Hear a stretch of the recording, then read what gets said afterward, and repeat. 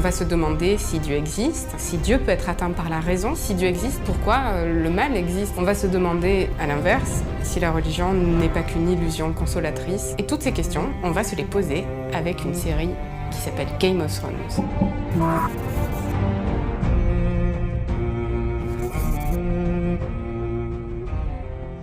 Nous allons d'abord nous tourner vers un personnage qui s'appelle Stannis Baratheon. Dès qu'il apparaît à l'écran, on le voit accompagné de la sorcière rouge Lady Melisandre. Il apparaît complètement aliéné à cette femme, il fait tout ce qu'elle lui demande. Tout ça parce que Mélisandre lui avait dit que telle était la volonté du dieu. The night is dark and full of terrors.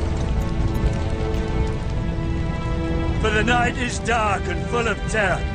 Dans Crânes et Tremblements, Kierkegaard va défendre la thèse que Dieu ne s'atteint pas par la raison. Il faut, pour avoir la foi, rompre avec la rationalité. Cette conception s'appelle le fidéisme. Kierkegaard va prendre l'exemple d'un personnage, la figure d'Abraham. Stannis, c'est Abraham, c'est ce croyant auquel Dieu avait donné un fils. Et puis quelques années après, Dieu lui dit que ce fils qu'il lui a donné, il faut maintenant le sacrifier. Cela paraît fou, cela paraît absurde, et pourtant Abraham choisit d'obéir à cet ordre de Dieu, se rend au sommet d'une montagne avec son fils qui lui pose des questions, et Abraham ne répond pas.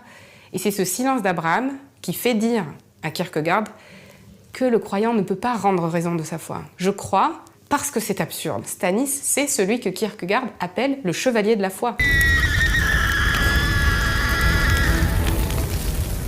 Pour Épicure, les dieux existent, oui, mais les dieux sont indifférents aux affaires humaines. C'est pourquoi, pour les épicuriens, les prières sont vaines et tout acte que l'on pourrait faire pour plaire à Dieu est totalement inutile. Les dieux se désintéressent de nos affaires. Et Cersei incarne bien ce point de vue. What are you doing? Praying. Praying to the gods to have mercy on us all. The gods have no mercy, that's why they're gods. Tyrion pense, comme Spinoza, que la foi est une forme de superstition qui gagne le cœur des hommes parce que les hommes ignorent tout de la véritable nature des choses. Dans la série, on a le personnage de Tywin Lannister, le père de Tyrion donc. Men love to blame demons when their grand plans unravel.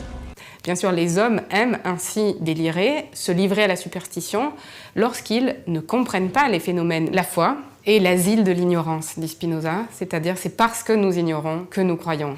Dans un livre qui s'appelle L'Antéchrist, Nietzsche explique clairement que pour lui, la foi est l'arme de ce qu'il appelle les faibles. Alors qu'est-ce que c'est un faible? Vous vous rappelez la Septa Unella? C'est celle qui était derrière Circé pendant la marche de la honte. Shame! Shame! Shame! Nietzsche va dire que la Septa, c'est une faible. Elle a l'air de ne pas avoir beaucoup joui de son corps. Mais c'est pas ça qui fait d'elle une faible.